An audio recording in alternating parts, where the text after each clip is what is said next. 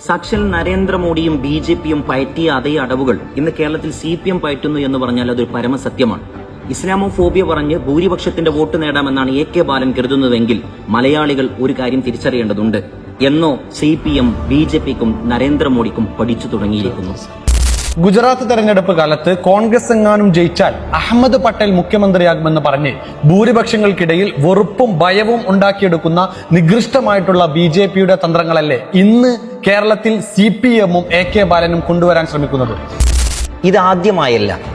കേരളത്തിലെങ്ങാനും അധികാരം കിട്ടിക്കഴിഞ്ഞാൽ ഹസ്സനും കുഞ്ഞാലിക്കുട്ടിയും അമീറുമായിരിക്കും കേരളം ഭരിക്കുക എന്നും കഴിഞ്ഞ കാലങ്ങളിൽ ഇതേ CPM-ന്റെ സമുന്നതരായ നേതാക്കന്മാർ സംസാരിച്ചിട്ടുണ്ട്. ഈ നാടിനെ ധ്രുവീകരണം ഉണ്ടാക്കി, ഈ നാട്ടിൽ വിഭാഗീയത ഉണ്ടാക്കി, ഈ നാട്ടിൽ ഏതോ ഒരു സമുദായത്തെ വെറുപ്പിനെയും ഭയത്തെയും ഉണ്ടാക്കുന്ന ഒരു സമീപനത്തിലേക്ക് എന്തിനാണ് CPM മുന്നോട്ട് വരുന്നത്? അതുകൊണ്ട് മലയാളികളോടൊരു കാര്യം പറയാം.